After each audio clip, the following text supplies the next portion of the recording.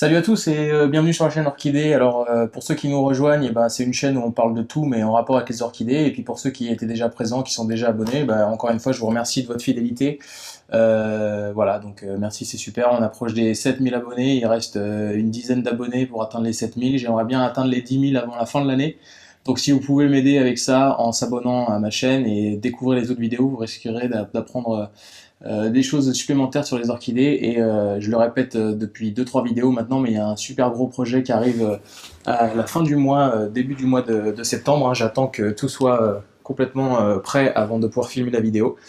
Mais donc voilà, aujourd'hui dans la vidéo, on va parler de quelque chose qui peut tous nous arriver, moi qui vient de m'arriver, et puis je vais vous expliquer en fait ce que sont les coups de soleil. On parle souvent de coups de soleil sur les feuilles d'orchidées. Donc on va parler de ça aujourd'hui. Qu'est-ce qui les provoque? Qu'est-ce que c'est en réalité? Quelles sont les procédures, les moyens qu'on peut mettre en œuvre justement pour éviter que ça se reproduise?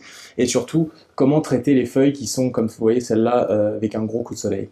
Donc restez là et puis en attendant, abonnez-vous, merci. Alors donc on commence tout de suite, hein. Qu'est-ce que c'est qu'un coup de soleil? En réalité, les coups de soleil sur les feuilles des orchidées, c'est pas vraiment les coups de soleil, en fait, c'est plutôt un coup de chaud. Il faut savoir que chaque feuille d'orchidée, en fonction de l'espèce dont on a affaire, donc là en face de nous, c'est un Cattleya, qui sont normalement réputés pour pouvoir prendre de grosses intensités lumineuses. Donc ils sont un peu plus résistants aux coups de soleil que par exemple des Phalaenopsis, qui sont des orchidées qu'on cultive dans des intensités lumineuses beaucoup plus faibles. Alors pourquoi est-ce que c'est pas forcément lié avec le soleil? En fait, une réaction à une forte chaleur de la feuille. Donc en fait, c'est plus une brûlure qu'un coup de soleil vraiment. Même si le coup de soleil, au final, c'est un peu une brûlure, mais voilà, pour vous expliquer, c'est pas forcément les rayons lumineux la forte intensité lumineuse qui crée ça, mais c'est plutôt une forte chaleur.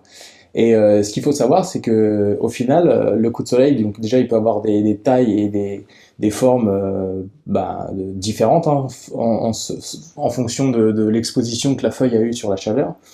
Et il faut savoir que ça prend plusieurs formes selon l'orchidée. Donc là, dans le cas du Cattleya, on voit bien que c'est une grosse tache noire, mais en fait, on voit bien, si on regarde, je vais zoomer un petit peu plus. Là, on le voit bien. En fait, vous avez cette partie-là, vraiment au centre, là, qui ressemble un peu à une goutte d'eau. Ça, c'est vraiment tout sec. La feuille, elle doit faire même pas 1 millimètre d'épaisseur. Et en fait, vous voyez il y a un tour noir autour de cette partie sèche, autour de cette partie morte. Alors je disais que ça prenait plusieurs aspects selon l'orchidée, c'est-à-dire que dans mon cas à moi c'est noir, mais des fois vous pouvez avoir le petit anneau noir, il sera sur tous les types de brûlures, mais par contre là où le tissu est mort, des fois c'est jaune, enfin comme des feuilles mortes en fait, un jaune orangé. Donc ça dépend vraiment de votre orchidée, mais ce qui est symptomatique et de la manière dont on peut poser un diagnostic, c'est une partie sèche, un tissu mort au centre, et entouré par un anneau noir. Donc ça, c'est la première indication que vous avez que votre orchidée elle a subi un coup de chaud ou en tout cas un coup de soleil. Alors maintenant qu'on a vu en gros comment est-ce qu'on peut repérer si jamais notre feuille elle est victime d'un coup de soleil ou pas, il faut savoir d'une part si c'est grave, enfin en tout cas qu'est-ce qui l'a causé et est-ce que c'est grave. Donc je le disais tout à l'heure en introduction, il faut savoir que chaque espèce d'orchidée, elle a son propre seuil de tolérance à la température, quand il s'agit de la température qui est atteinte par ses feuilles.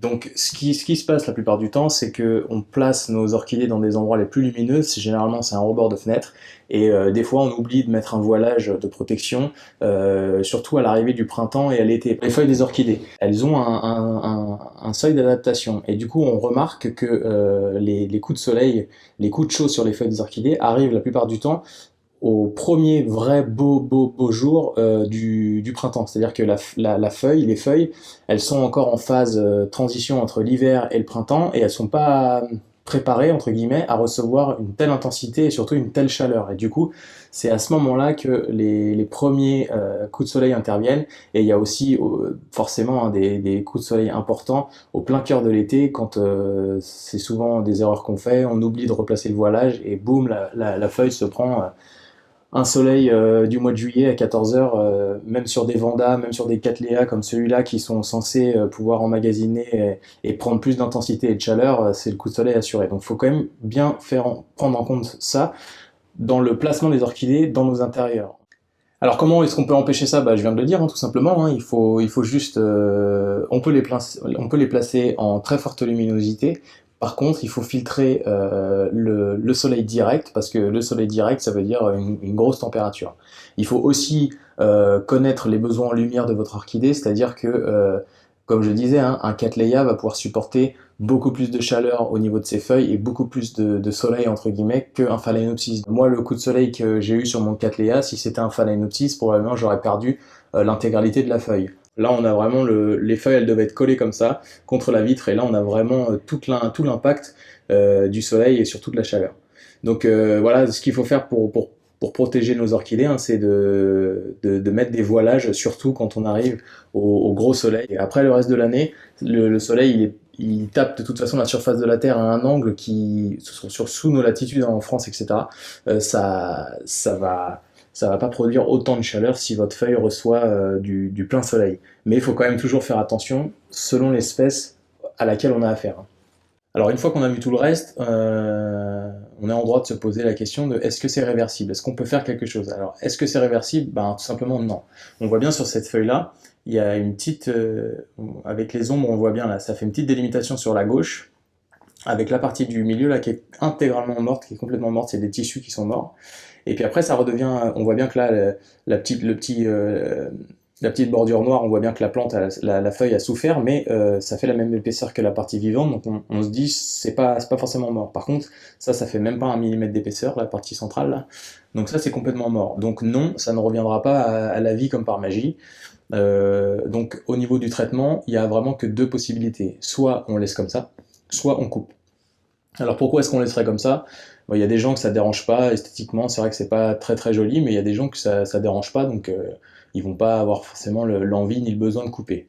Si jamais vous trouvez que c'est moche et que vous souhaiteriez couper, il y a vraiment un facteur à prendre en compte. Il s'agit de combien de feuilles votre orchidée a. C'est-à-dire que si jamais votre orchidée elle a 3 feuilles et qu'il y en a 2 qui sont brûlées, mais pas brûlées intégralement, hein, vous voyez, brûlées comme moi, c'est-à-dire qu'on voit bien que bah, sur l'exemple de cette feuille-là, il n'y a même pas 10% de la feuille qui est brûlée, donc c'est quand même une feuille qui est fonctionnelle au niveau de la photosynthèse.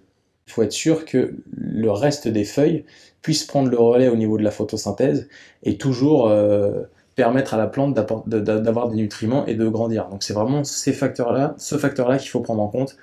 Est-ce que si je coupe, il va rester assez de feuilles pour que mon orchidée puisse quand même se développer? Donc dans le cas présent, hein, on voit bien que ça, sur cette feuille-là, il n'y a même pas 10% qui est brûlé. Sur la feuille extérieure à droite, ici, pareil. Ici, par contre, elle est un peu plus brûlée, mais vous voyez bien que le début, c'est vert, donc c'est fonctionnel, et la fin, ici, là, c'est aussi vert, donc c'est aussi fonctionnel. Donc grosso modo, il y a peut-être 40% de la feuille qui n'est pas fonctionnelle. Sachant que l'orchidée a beaucoup de feuilles euh, qui sont intactes et pas touchées par le coup de soleil ou la brûlure, on pourrait très bien envisager de couper le bout de la feuille là pour éviter d'avoir cette grosse tache noire. Mais encore une fois, c'est vraiment un choix personnel parce que euh, en l'état, la plante n'est pas en train de mourir, c'est-à-dire que vous pourriez très bien laisser là. C'est purement esthétique et c'est purement un choix personnel. Alors, si par exemple vous décidez de laisser la brûlure telle qu'elle et de ne pas y toucher, il y a quand même quelque chose à surveiller. Je vous ai dit, la plante, elle n'est pas en danger pour le moment, en tout cas dans mon cas. Elle a plein de feuilles. La brûlure, en termes de pourcentage de feuilles atteint, on n'est pas dans quelque chose qui est dramatique. Par contre, vous voyez, donc là, on voit bien hein, la partie morte qui est à droite et la bordure noire autour de la brûlure. Donc, comme je disais en introduction, hein, c'est cette partie-là vraiment qui peut avoir une couleur différente selon votre espèce. Là, dans mon cas, c'est noir violet, un peu violine. Dans d'autres cas, ça va être complètement jaune comme des feuilles mortes, et puis vous aurez toujours par contre la bordure qui est noire. Il y a quand même quelque chose qu'il va falloir que vous surveillez si jamais vous décidez de laisser la plante telle qu'elle. C'est justement cette bordure noire. Parce que cette bordure noire, elle souffre, enfin elle a souffert en tout cas, mais elle est encore d'une épaisseur normale, elle est encore vivante. C'est-à-dire qu'il y a quand même un transfert au niveau moléculaire, enfin en tout cas au niveau chimique, entre la partie verte saine et la partie noire. Donc c'est-à-dire que ce qu'on va vérifier, c'est que cette bordure-là ne grossit pas. Parce que si jamais elle grossit à vue d'œil, il y a potentiellement un développement de bactéries ou de champignons qu'il va falloir stopper net. Donc c'est vraiment que ça vraiment qu'il faut vérifier. Ça pose pas de problème de laisser une feuille en l'état, à condition que la bordure ne grossisse pas. Alors maintenant, si vous faites partie de l'équipe, je trouve ça moche, j'ai envie de couper, pas de problème là-dessus. Par contre, comme je disais, hein, moi, vous voyez, j'ai une feuille qui est très peu touchée, une autre feuille qui est très peu touchée et une feuille qui est un peu plus touchée. Bon, les feuilles qui sont très peu touchées, je vais pas prendre le risque de couper une feuille parce que il faut bien savoir que quand on fait une coupure sur une orchidée, même sur une plante en général, hein, mais sur une orchidée encore plus, il faut savoir qu'on laisse une plaie ouverte. Donc la plaie ouverte, bah, en fait, c'est potentiellement une porte d'accès pour des infections, des champignons, etc. Donc il faut un peu poser le pour et le contre, est-ce que je coupe pas. Donc maintenant, je vais montrer à l'équipe, on coupe, comment il faut couper et quelles précautions il faut prendre. Alors déjà, pour couper, on prend un ciseau qui est propre, qui est désinfecté, soit avec de l'alcool, soit avec du désinfectant, peu importe. Il y en a aussi qui brûlent les lames. Moi, j'ai désinfecté un ciseau à l'alcool, donc il y a un peu de rouille, mais il a été désinfecté. On va essayer d'éviter de couper droit. Là en plus, on va essayer de comment de vraiment suivre la brûlure, comme ça fera un peu plus naturel et on va perdre le moins de feuilles possible. Donc une fois qu'on aura coupé, comme je disais tout à l'heure, on va faire une porte d'entrée pour les bactéries, les champignons, les moisissures, etc. Donc il va falloir, entre guillemets, cautériser la plaie. Donc j'ai déplacé la caméra pour que vous voyez bien, donc voilà, je vais prendre la feuille et je vais couper vraiment. Voilà. Donc je vais couper la feuille à un angle.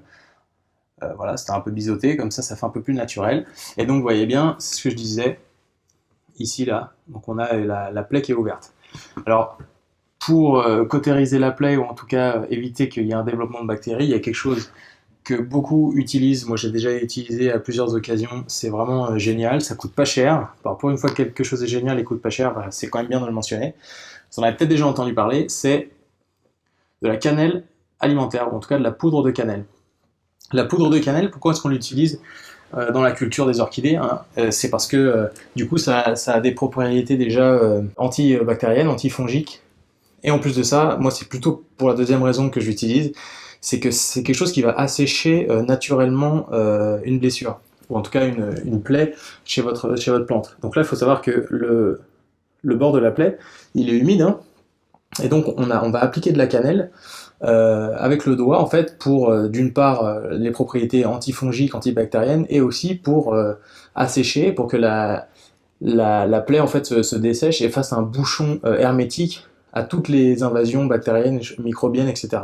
Donc voilà, je reviens, je me suis lavé les mains. Alors du coup, la cannelle, je vais en mettre un petit peu là-dessus. On n'a pas obligé d'en mettre 3 tonnes, hein. On en met juste un petit peu. Je vais taper mon doigt dedans. Voilà, ça m'en met un petit peu sur le doigt et on va venir tamponner délicatement la blessure, la plaie. Et en gros là, vous voyez bien la petite trace orange là, bah du coup on a fermé la porte à toutes les infections possibles et du coup le premier millimètre de la feuille maintenant, et ben il va sécher, les bactéries ne rentreront plus. Donc voilà, c'est hyper facile à faire. Et encore une fois, c'est un choix personnel, esthétique, etc. Moi, pour le moment, je l'aurais laissé la feuille parce que ça me dérange pas. Mais je voulais vous montrer comment il fallait faire. Et puis, je voulais faire une petite pub aussi pour de la cannelle parce que j'en avais jamais parlé encore sur la chaîne. Mais c'est vrai que c'est hyper efficace. Et vous avez vu, hein, c'est pas compliqué à faire. Il suffit juste d'avoir des outils désinfectés, de la cannelle. Et puis d'analyser un peu la situation. Est-ce que l'orchidée va être en danger si jamais je coupe la feuille ou pas? Est-ce que la feuille est très atteinte ou pas? Enfin, voilà. Mais une fois que vous avez fait votre petit diagnostic, et ben, ça prend 5 minutes à faire. Et puis du coup, vous avez une orchidée qui est 100% fonctionnelle, qui n'a pas été mise en danger parce que vous venez de faire, puisque vous avez mis de la cannelle. Et du coup, il n'y aura pas de foyer infectieux, bactérien, etc. Donc, c'est vraiment facile à faire, hein. Donc, bah voilà, c'est tout pour aujourd'hui. J'espère que vous aurez apprécié la vidéo. Si jamais vous n'êtes pas encore abonné, bah, abonnez-vous, hein, je disais en début de vidéo. Objectif 10 000 abonnés avant la fin de l'année, ou en tout cas, je pense que ça va être chaud, hein. Mais ensemble, on peut quand même le faire, donc ça serait cool que vous le fassiez pour moi. N'oubliez pas de mettre un pouce j'aime si vous avez aimé la vidéo. Si jamais vous mettez un pouce en bas, parce qu'il y en a quelques-uns sur certaines vidéos, dites-moi en commentaire en fait pourquoi vous n'avez pas aimé, parce que sinon, comment est-ce que je peux faire pour m'améliorer? C'est un peu difficile. Et puis en attendant, eh ben, je vous dis à bientôt pour une prochaine vidéo. Et encore une fois, merci de votre soutien. À bientôt, au revoir.